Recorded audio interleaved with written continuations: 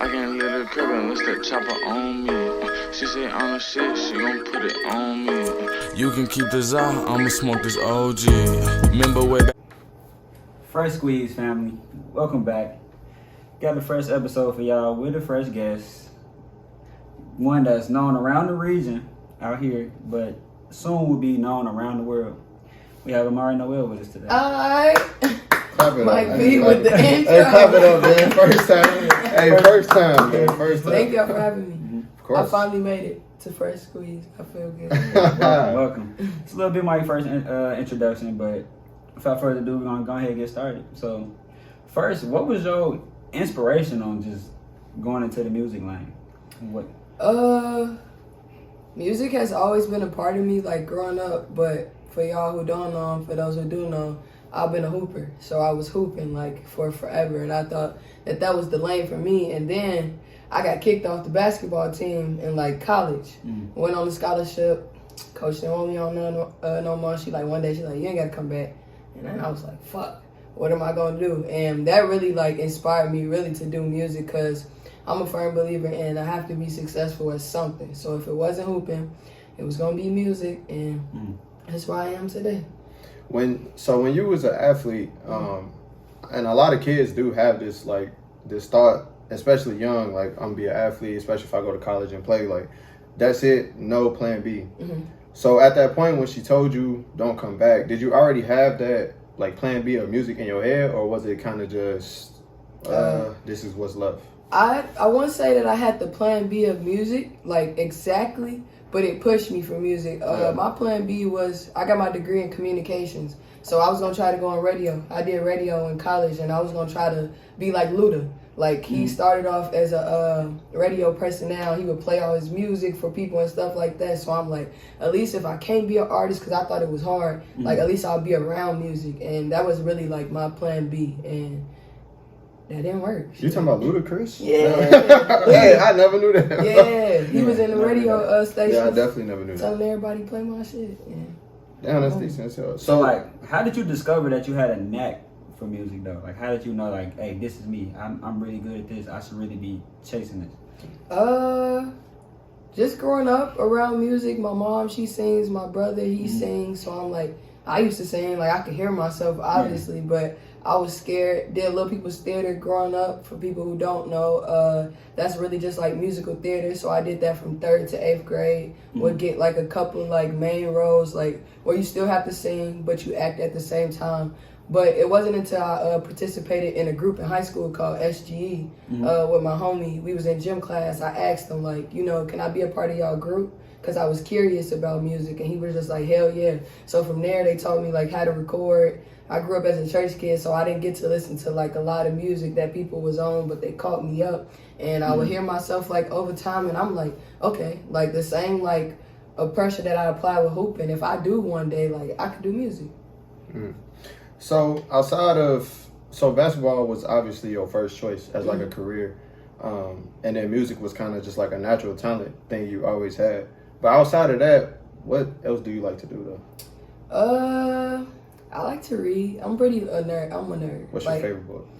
I can't tell you my favorite book, but I like self-help books. That's my favorite genre of books. Okay. I love something that's gonna teach me, I can apply. But the last book that I read was Nipsey Hussle's biography. I heard that was a really good one. Yeah. Really helped me with my neighborhood stuff, like because it talked about like how much he was in the community and what he was doing. So that's probably the book that really inspired me the most to actually like, you know, put shit into action. But other than that, I don't know. I just love everything creative. Like, you catch me doing everything. Used to draw when I was growing up.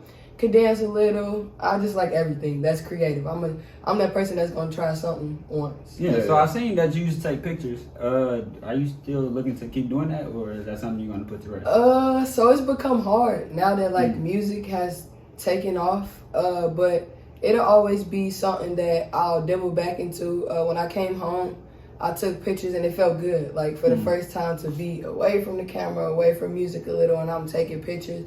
But if I'm being honest, I prayed to come from behind the camera and do music. So I'm just happy that God like blessed me with the opportunity. And you know, I still might take pictures for a hobby one day, but kind of happy. I'm straying away from that. You said like you prayed to come from behind the camera. Why? Because it's very hard when you have a passion about something and you involved in music. I'm showing people music videos, taking pictures for their album covers, and you seeing everybody else chase their dreams.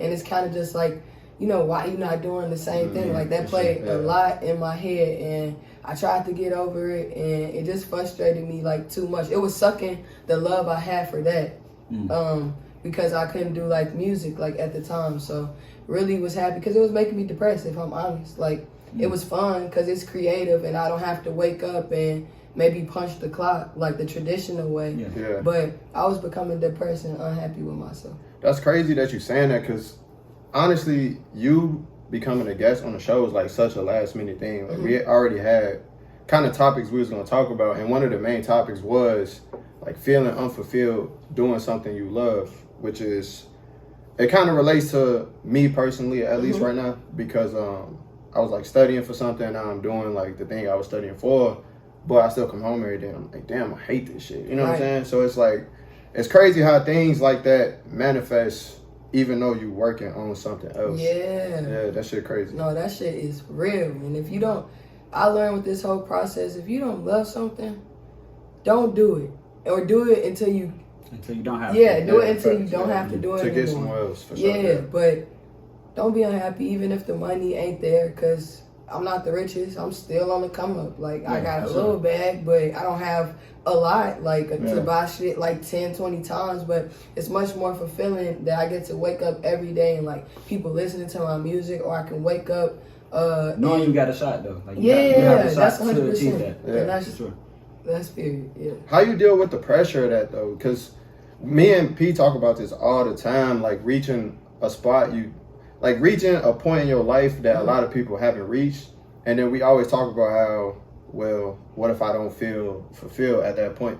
So like, you wake up every day, you get to make music with something you love, something you're really good at. Do you deal with like the pressure of, I gotta make a better song than I did yesterday, or is it just like pure enjoyment? I won't say that I deal with the pressure of actual music, but today, to be a music artist, you have to be a content creator. So that's where my pressure comes from, because I've been behind the camera instead of in front of it, and I'm shy. Like, people won't know, but I'm shy as fuck. Yeah. So I deal with that pressure of feeling like, fuck, like if I don't make sure that people connect on my content, like my music ain't gonna blow. So that's something that constantly I have to just tell myself, like, bro, and I think March, I started at like 2,300 followers on TikTok. Now I'm at 105K. Damn. So it's like, okay, Amari, like, you doing something. Like, something is working, and it might not look like everybody else's, but it's working. So I have to tell myself constantly, like, to calm down, meditate, because I'm very anxious. Yeah. So how do you not get caught up in the numbers, though? Because that's a huge jump from March to that's super fast. That's crazy fast. Almost September. So like, how do you deal with that and try to not get too ahead of yourself, not too high, not too low? If I'm being real, I was just raised on being humble.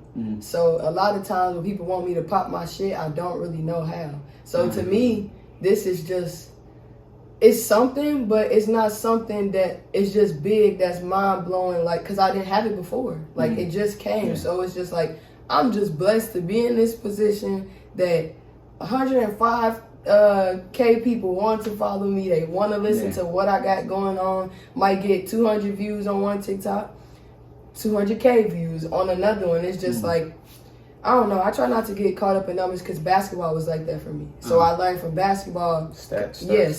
Like, I was always like the pass first, like, basketball player, and a lot of people never understood that. So at an early age, like, numbers never really mattered to me. It's about just your path that you, like, create and establish for yourself. And I think that on my path, numbers is not a big thing. It's almost interesting, because you hear almost every artist say that same thing. Not even artists, just anybody who creating something. Like, they don't look at the numbers, or they try not to pay attention to it, because, like you said, you're just doing something you love. But I am curious to know, because obviously I never touched no numbers like how you touch. How do that feel, though? Just like to wake up and see song I posted 111K views in a month. I'm happy, because that means that eventually it's gonna be double that. If they listening right now, eventually I'll be at a mill, and it's a blessing. Cause shout out to Jay Ship, he's a TikToker and he's a faithful customer of mine, client, like that I take pictures. So I will always ask him like, how are you getting there? Like, how do you get in? I think he got like 5 million followers on TikTok. Damn. Shout out to the region. Shout out him for sure. He got all of those followers, and every time I would just ask him like, how did you get there? He like, just keep going. Like you never know when it's gonna come. And this far, consistency has got me there, and I just feel like I don't even just know. It just feels good to wake up. Sometimes it's overwhelming because I'm the type of person that don't like being on my phone. And it's like, if you give him something, you got to give him more. And that shit, that's really what be blowing me. But overall, it feel good. So one of the main components to success is consistency. I would definitely say that's number one. Number one. I would. Do you strongly agree, since you are seeing some success at this point? I would say yes, because I've been so consistent. I promised myself with basketball, I wasn't that consistent. I just went off talent. Like, I wasn't the type of person, I'm not waking up at 6 o'clock to go to the gym, don't really care, in the weight room, lollygagging. But with music, I told myself, like, I'm going to be consistent. So I definitely agree with you that, like, consistency is number one, because it's proof in the pudding. When you see the numbers, or you see, like, you had 10 fans yesterday, but now you got 20 because you posted this and 10 more people seen it. So and I feel like that's with anything, not even just music. Like you said, with sports, with shit, work. Even if you just want to do 9 to 5, like a lot of people got talent, especially natural talent. You obviously had natural talent at sports. It was something you felt like you didn't need to work at because you were already good at it. Which you were already good at music, but it's like, I love doing this shit. I feel good making music. You didn't necessarily feel good working out in the weight room. You know what I'm saying? I definitely feel that 100%. So I would say talent is number one for sure. I mean, consistency. So, I know me and you are pretty cool off camera, but so I know a couple personal things that the public doesn't know. Come on. How did you really originally start recording and publicizing your music? So me, they call me iPhone Shawty. I make music off of my iPhone 2017. I had split with my group because, you know, you just get older and shit don't be the same. No hard feelings, but we split and I didn't have bread to go to the studio and I got kicked out the team. So my mama, she wasn't really trying to take me to the studio. She like, you should be in school. You should be going. Like, you need to be focused on school. And I'm like, fuck it, ain't nobody gonna stop me. I actually had some equipment, but I get frustrated fast because when stuff is not easy, I'm used to everything being easy, so it wasn't easy for me. And I remember in high school that we learned how to make movies off iMovie. And iMovie comes on your phone. And you kind of delete it because you're looking for storage and you don't really pay attention to it. So I'm like, if you can make a movie off your phone, can you make music off your phone? Must have looked it up on YouTube one day, and Steve Lacy was doing it, and there was a couple other gentlemen, they was teaching, like, and I'm like, fuck it, I'm finna try this. So I did everything, recorded the first song, put it out, got like 5,000 plays on SoundCloud, and they talking about, what studio you in? This sounds so good. And I'm like, I got me one. So that's how I make music.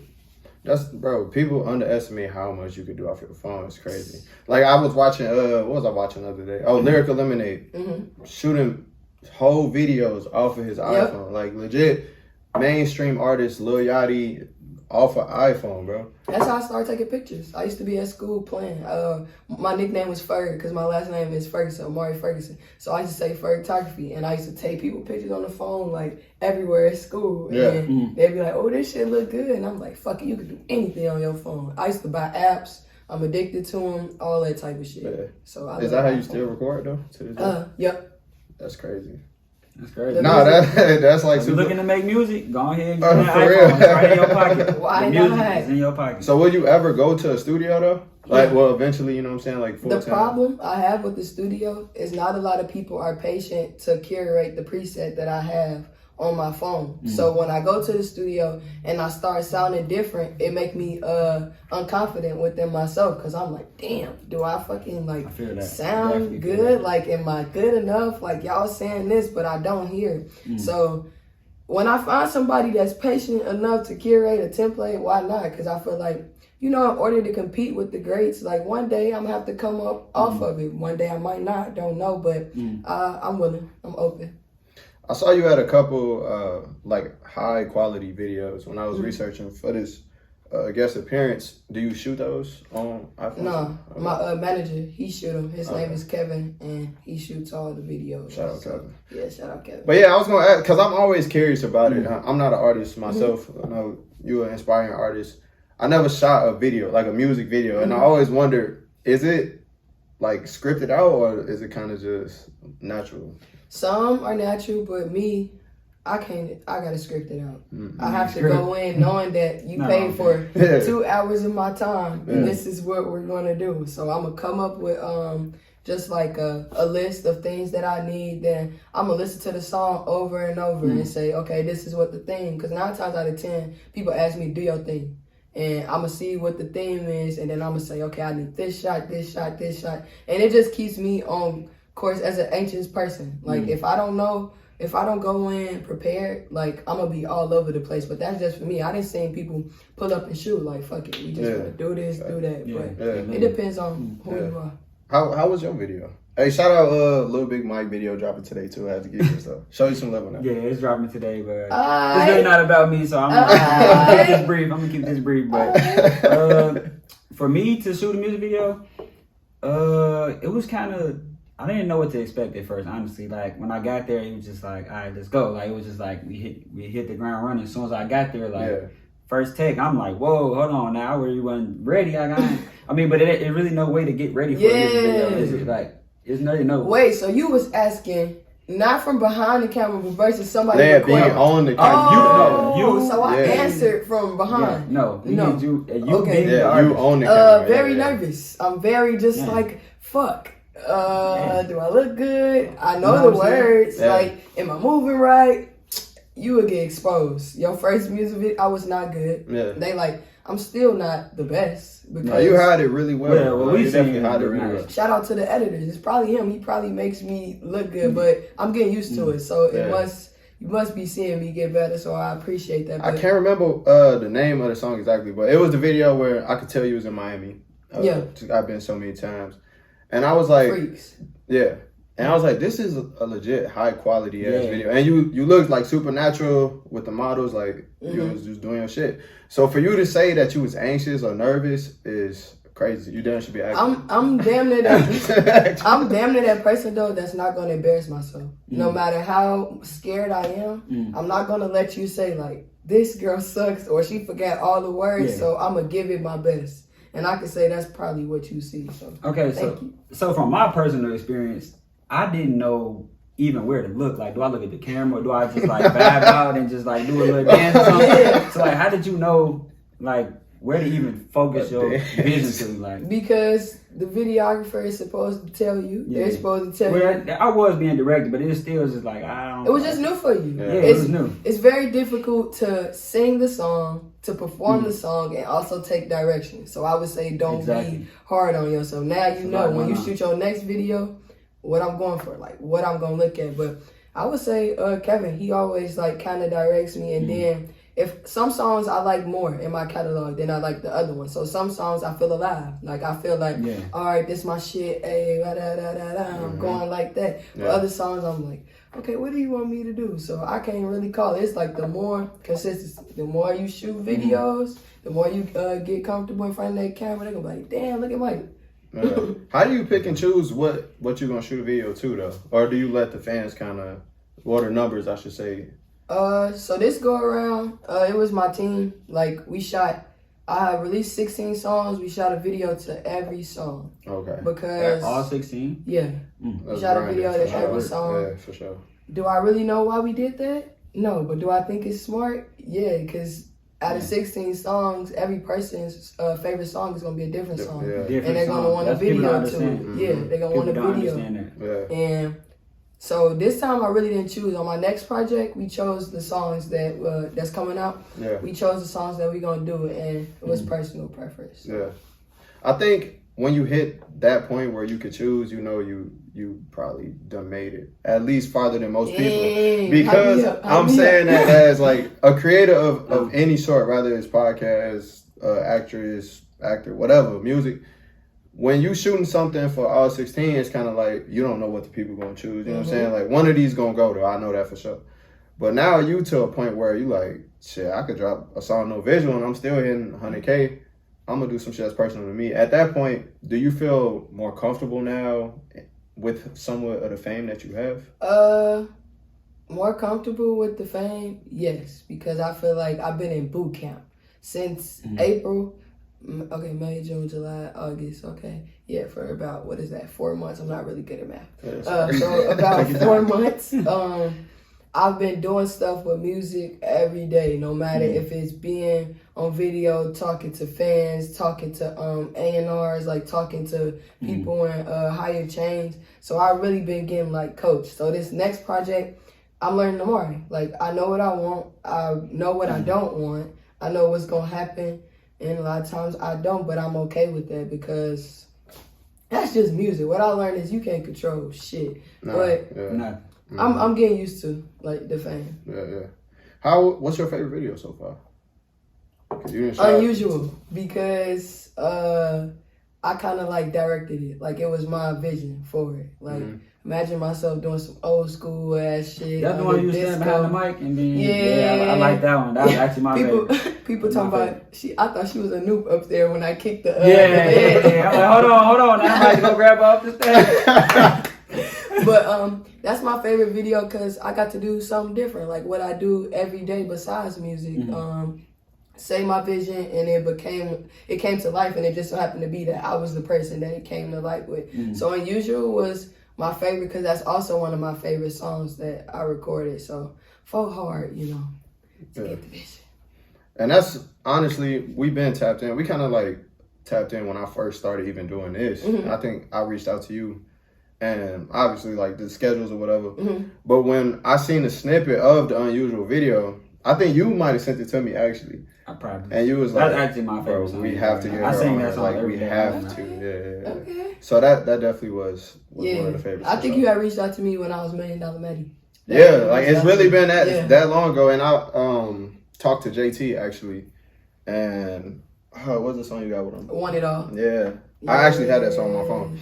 And we was just chopping it up off of camera, and he was like, Amari, she can go. Like, she really cold with it. And I'm like, damn, thinking about that's 2020, 2019. Yeah, that was a minute ago for sure. Yeah. It's crazy how shit be manifesting. Nah, very crazy. What was you finna say though? I didn't mean to cut you off, bro. Nah, you good. So, in your recording process, if you can tell us, how do you go about recording a song? Do you write it down? Do you just go off the top of the head what you feel? Or how do you start making my main way is writing it down. I'm a writer. I can freestyle, but it'll be bullshit. And I'm heavy substance based. Like it has to make sense. If it doesn't it don't gotta make sense to nobody else. But as long as it makes sense coming from me, I'm good. So I probably write like the first verse and the chorus, and then maybe freestyle the second verse. Like after that, like I'm in my groove. I wrote it. Don't want to lose the melodies and stuff like that. And so lately, I've been trying different approaches because in July I went out to LA. For the whole month, and I was just focused on music, and I was able to get in a studio with people who were doing who do music on a high level and who I aspire to be. And their process was different. Like this was the first time I had writers in on my session. Like I had the producer in on my session, so I had to rise to the occasion in a timely manner because time is money. Like if the session is booked for 4 hours, we have to do this, and I can't just go to what I'm used to or comfortable with. So lately I've been trying different methods, but I would say my favorite is to write first. You're the first person to say that. For real? Yeah. People freestyle? Every person that I've talked to that's an artist, all said they just punch in. They are good. I'm not saying, let me not say that. But they all punch in. Yeah, I kind of feel if I know where you're going. Yeah. But I feel like rap and R&B might be two different things. Yeah, for sure. When I'm rapping, when I used to rap, I probably could freestyle, like, cause I know what I'm talking about, and you could talk about a plethora of things. Like, when R&B, you kind of gotta have a theme. So, Yeah, it's just different. So I would say probably a lot of rappers are gonna say like I freestyle. Yeah, and with rap, I feel like a lot of it is the music behind it. 'Cause a lot of rappers do say bullshit. Like sometimes we be in here freestyling and just saying anything, but it's like if it's a hard beat and your producer know how to master and mix it together, it damn near could go. Like no disrespect, but like Yeet busting right now. You know what I'm saying? But folks be saying anything. It's fun, it's authentic, but you also notice when it's true. I think that's when it goes. When you can notice that, okay, they ain't saying crazy shit, but this shit sound tight because I feel like they live it.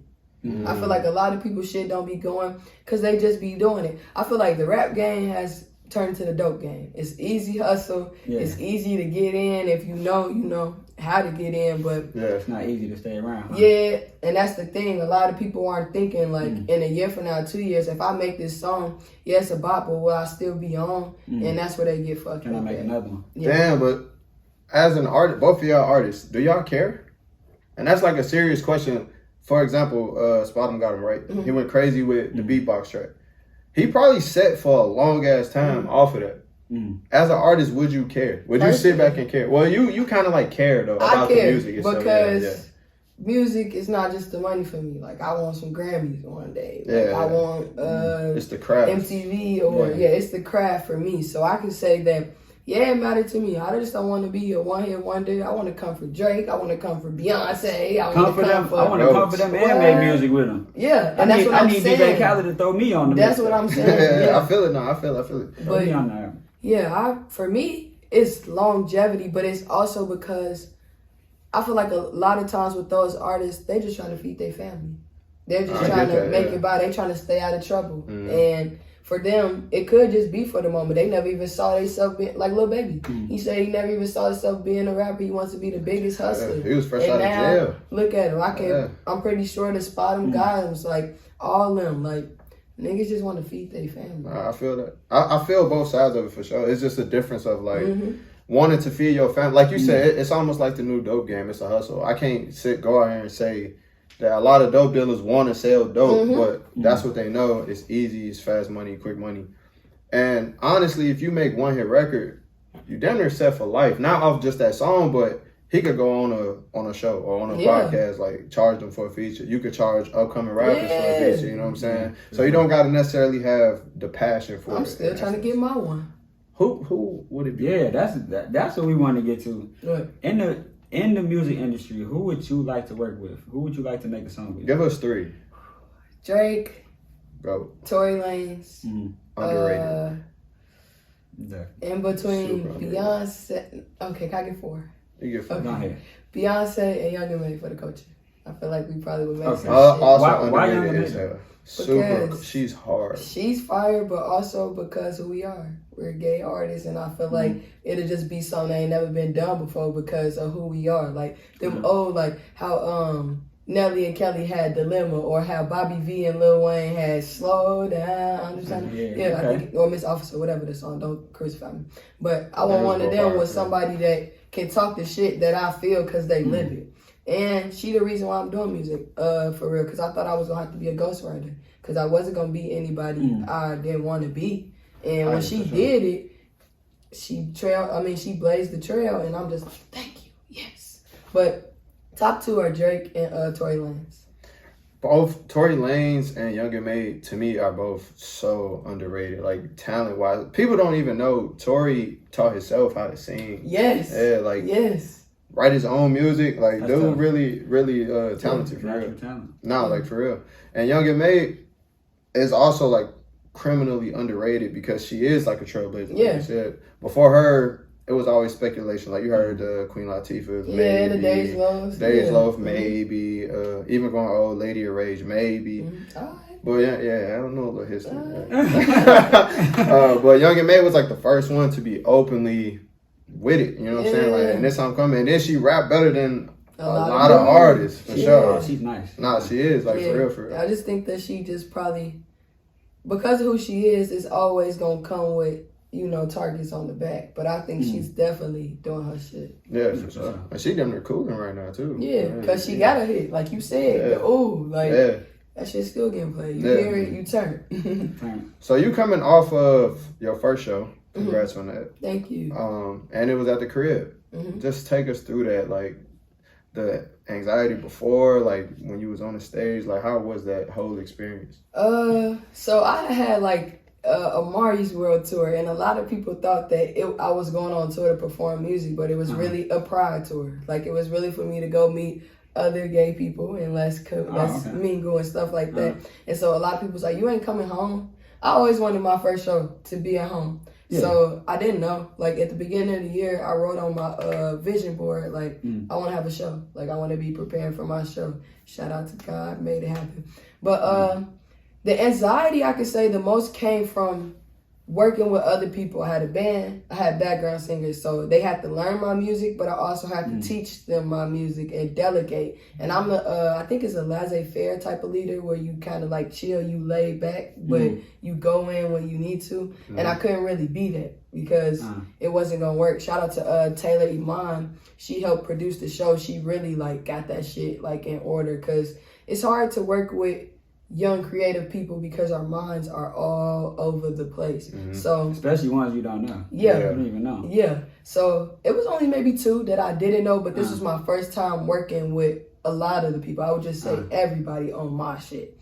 So that's where the anxiety came from, and just seeing if people gonna mess with me. Like, are you gonna come to the show? Because we all get that. Like, if I put this out, like y'all podcast, I know y'all feel like if I put this out, like, is my homies gonna tap in, or just like how is where I'm from, how are you guys gonna perceive it? So I did that, and once we got to the show, it actually went like good. Like I was able to Shanye and the Good Boy, I was able to give them an opportunity to perform because those are 2 people that I believe in, like personally, and I see them. He's consistent. Shout out, Jordan. Yeah, he's consistent, and I see him like. If he did want to do music, like he could. I guess that's what I just want to show because we live the same life. Videographer and gay artist by night, and I really fucked with it, and it was an interesting perspective. And then my homie Shanye, I always told her like, if I got an opportunity, if you show me like. You gonna be for real about this, you will always have a spot with me. And we had hella technical difficulties in practice, everything. Even the day before, the day of the show, had to run, get mics. We didn't have stage monitors, like all that. So we really had to to like. us, that's typical though. And that's what it was like when my people was coming from. Like my team actually was coming in. They like, oh, I'm so sorry, Amari. You shouldn't be going through this. I'm like, this at home. This normal. Like, you know, I knew it was gonna be going on, but. Got out there and the energy was just magnetic. It was magnificent, and it really showed me like, all right, like you doing something. Like people, they singing my song word for word. I had to cut the music because I'm like, can we sing it a cappella just to hear like if they that's do gotta it? be nerve wracking to even cut the music. Like what if they don't respond? You're damn near like in the zone though, right? You damn near was like feeling it, like you want to turn this shit off. Yeah, I turned it off because I heard them through the music and they sound good. I'm like, all right, let me see how y'all coming. And they just, I got 5 on. And they just killing it. I'm just like, all right, my city, mess with me. Like, and that felt good. I left feeling. That's how it should be, though. The city should be behind you regardless. Yeah, it should be, Yeah. It's crazy. You said a couple things in there that we just talk about all the time. And one of them is like, when you put something out or when you started something new, really just stepping out of your comfort zone, you always have that thought in your head like, damn, as the people my peers basically, people from the crib just like me, gonna mess with me. How you get over that though? Because I've learned this like the hard way. A lot of people don't, and a lot of people do. But a lot of the people you expect to support you don't. That shit hurt. Hell yeah, that shit hurt. But I learned to cherish the people that do, because as much time as I could spend on worrying about the people I fuck with the toughest, like what about these people that don't know me from a can of paint that are sharing things like to help me progress because they believe in me? And then I was recently watching this like TD Jakes message, and he was like, strengthen what remains. A lot of people focus on what's lost, but what about what remains? And I feel like when I have people who don't know me around here, because you don't know everybody from the region, so it's a lot of people that went to the Maryvilles, the Portages, and I was in the Gary School community. So a lot of y'all are supporting me more than people that I went with.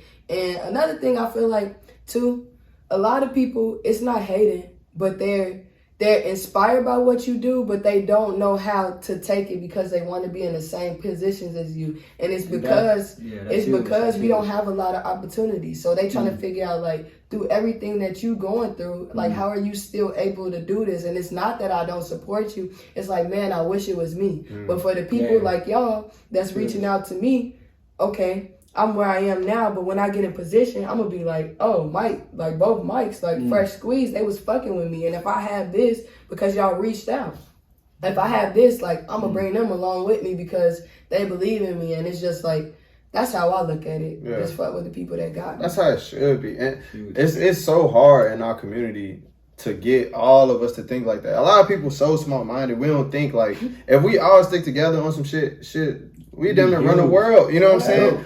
That's people. First of all, there's a lot of talent right here in the region. Like, we have tons of talent. It is, but like she said, just like everybody want to work against each other, compete. And it's cool to compete against each other, but we can also uplift each other at all times and push each other. And that's what I told people. Different ballgame. I tell people, like, when I meet other people from California, I be like, I am not the only talented person. Like, I'm just the person that perseveres. That got noticed. And got noticed first. And that's really what I want to do, like, after music. Hopefully get into, like, A&R, you know, have my own label and bring, like, people up. So I'm paying attention. Like, the reason I brought, like, Shanye and the Good Boy, because I'm like, all right, what if I get low? Like, and people like y'all a little more. Like, can y'all carry the torch? So how would you feel in that case? Like, you brought the Good Boy out or whatever, and say somebody was in the crowd and they want to push the Good Boy harder than they push you. How would you feel? Blessed, because look what I did. He never gonna forget me. It's gonna be the moment he gonna be like, I got this opportunity because Amari Noel let me open up for her show and they were able to see me. So might be probably a shot at the ego if you being real, because everybody's ego gets fragile. It might be like that, but me at my core, outside of everything, Amari, look what you did. And before music, neighborhood hope dealers, that's what it's all about, providing opportunities and spaces for people to thrive. And honestly, a lot of people say, like, you say now your ego might be hurt, but I don't think so though, because you got it here. Like, everything starts from here. So we were just talking about this shit like 2 episodes ago about how we want to become something big, not even just for us though. Like you said, 100%. You look at people like Thug, Free Thug, man, YSL. But Thug brought us Lil Baby, right? Yeah. Lil Baby is arguably bigger than Thug right now. Lil Baby hottest in the game. I feel like, well, he in the cell right now, but when he was at the crib, he was probably sitting back, how can you hate on that? Yeah. Like, you brought us that, you created that. That was your mind, like, that's your work. But in a sense though, Young Thug was in a great position. Like, say you go on a decline and they just go all the way to the top, and I'm humble enough to know that they where they at, and I feel like they'll be rewarded because I gave them that platform. I'm humble enough to be like, hey man, like, shit ain't shaking over here. Like, you got anything that I can help on, that I can work on, and that I can do this? Like, I'm humble enough to do that, and I feel like that's what a lot of people, they ego, or they don't be humble enough to humble themselves, because you're not the only great person. So humble yourself in greatness and be like, hey bro, I see what you're doing, I'm proud, but honestly, can you help me get here? Can you show me what you did to get right here? And I'm always just gonna do that. So like he said, like, realistically speaking, my ego, you probably right. Like, my ego probably won't hit it because I'm gonna be happy. Like, this dude got an opportunity for my show when I didn't even know that dude was in the crowd to put, or that girl to put you on. And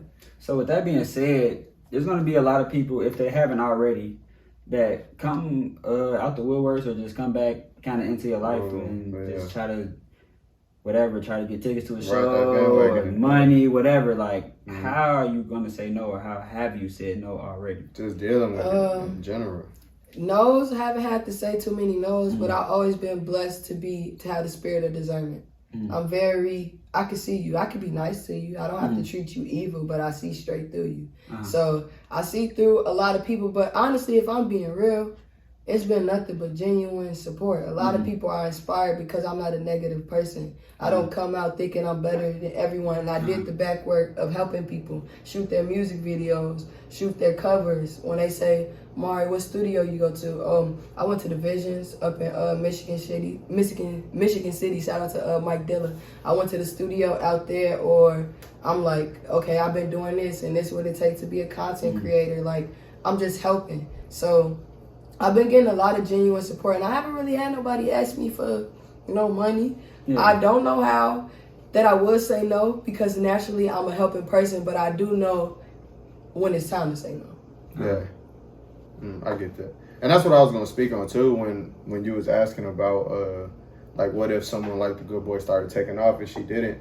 A lot of times, like, the real recognized real is like a real ass statement. I've been learning that myself over the course of my life. When you around genuine people and you see genuine shit and genuine people, like, most of the times it's really that. So you putting somebody on, or the people that's in your circle now, they've been there since, like you said, you was $1 million man. Like, it's not no new shit. And you understand what the new shit is. I don't want to call them fans, but they just supporters. Yeah. And that's how I felt about the Loft. Like the Loft. A lot of people was like, why you having it in Gary? You know what be going on. I don't attract that crowd. That's not going to happen where I am, because I don't put that energy out there where, first of all, it's an R&B show.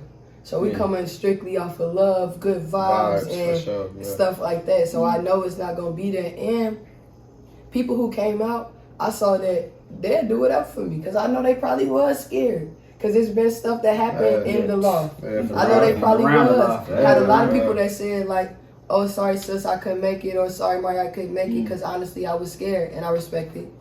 But the people that did come out, I fuck with you forever, because that meant you fuck with me. Like, you didn't want, I asked on Facebook humbly, I said I got a lot of important people coming. Can Gary come out and show out for me? Can my city come? So for everybody who came out, like, I'm grateful. But at the Loft, like, I had people just like, but I had people like, hey, we in the Loft. Yeah, I get it for sure. We're going to wrap it up soon, but we got 2 more things for you.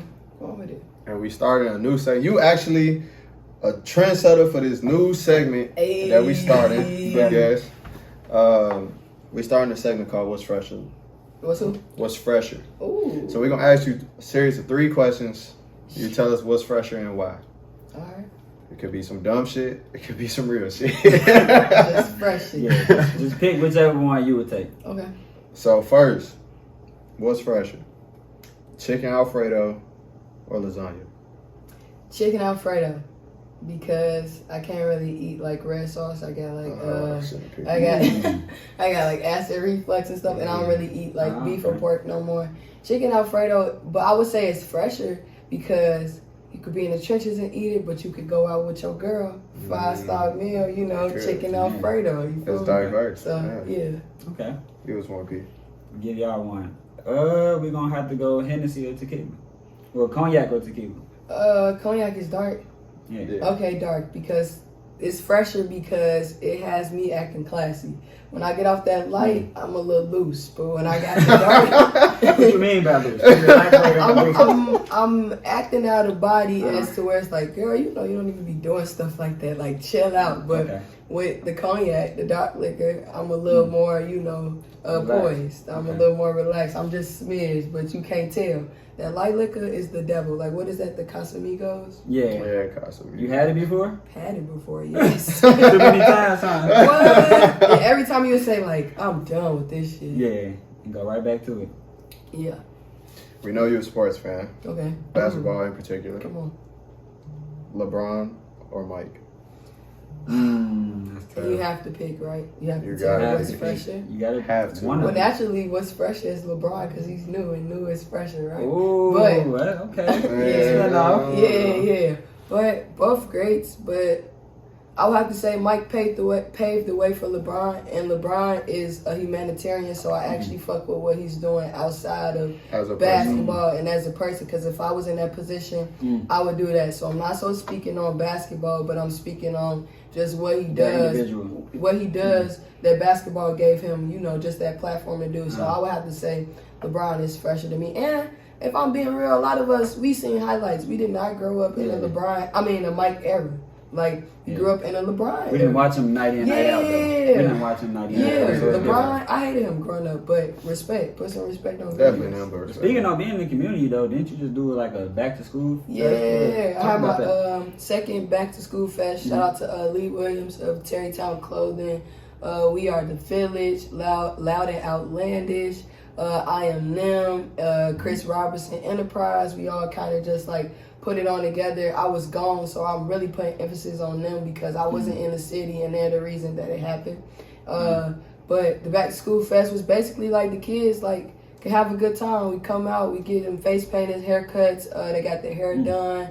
It was food, free book bags. Everything was free, but I kind of know what it feels like to not have it. Did I have to go to school and not have my hair done? No, but I seen people who did, and I always been a compassionate person. So to me, like, that's just what the back to school fest is. Before you go to school, let's celebrate you, because you made it to another grade, little shorty. Like, you made it to another grade, little man. Yeah, like, let me give you a haircut so you can go to school feeling fresh. Okay, feeling fresh, but also so you can want to do your work. You ain't got to worry about kids are cruel. Like, you don't have to worry about them saying, look at your line. You couldn't get no haircut before school. Or, girl, your hair dusty.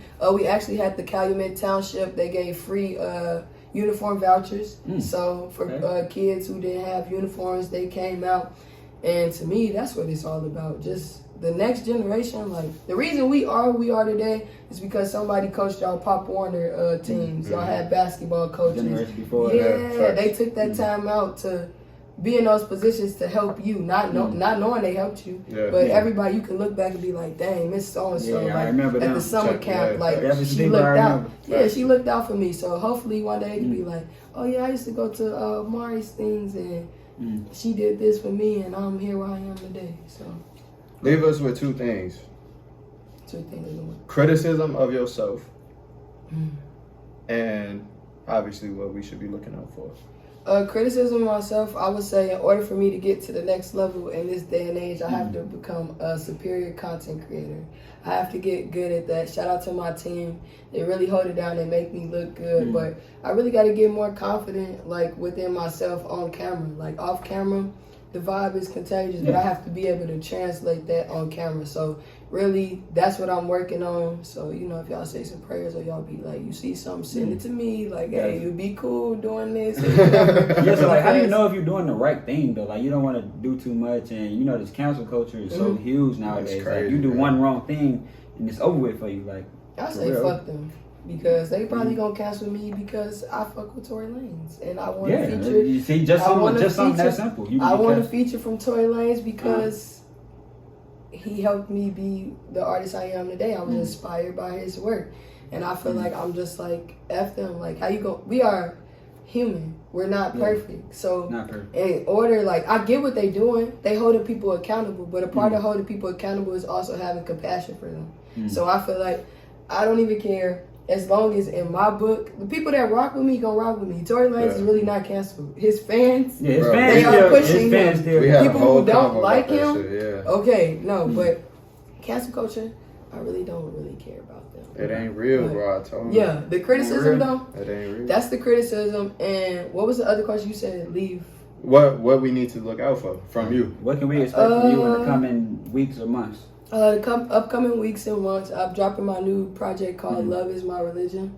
Damn, that sounds good. I'm dropping my project called Love Is My Religion. And you can just expect a lot more consistency. Music videos. I just got asked to do another show. I'm blessed. I'm praying that somebody will see me fit to come on a tour. Like, and it'll be funded. Like, it'll be like I just come to experience what it is to be on tour, and I can connect with more fans. But really, you just gonna see me like trying to take this to another level. Okay. So I don't have to do nothing else. Well, shit, we appreciate you coming through. You know, I appreciate y'all. I finally, I made it to first squeeze. I made it. Talk to him. Hey, it's been a long time though, for real. Like, none but love. Like you said, we've been in contact since you was $1 Million Maddie, doing legit pictures and videos. So definitely great to just see where you at now. Like, I appreciate you. Keep striving, keep being great. You know what I'm saying? We're gonna continue to do the same, and hopefully we link up down the line. We in a fat ass studio. Okay. You Maybach, you know what I'm saying? A little something. You get Lilbigmike on the feature, you know what I'm saying? Be on the lookout, you never know. I know that, like, they gotta get on the song. After he see this, he gonna be like, y'all need to do a song together. My pops definitely, after you see this, he's Shout like, out to yeah, Big Mike. song Shout out great. Big Mike for sure. That's why I'm Lilbigmike. But with that being said, Fresh Squeeze family, we holla at you now. You will find another me if you lucky. Yeah, I gave you all of me. Got on my ass and got me a bag and look at you calling me. You said I ain't shit and I thought I was toxic. How you fall for me?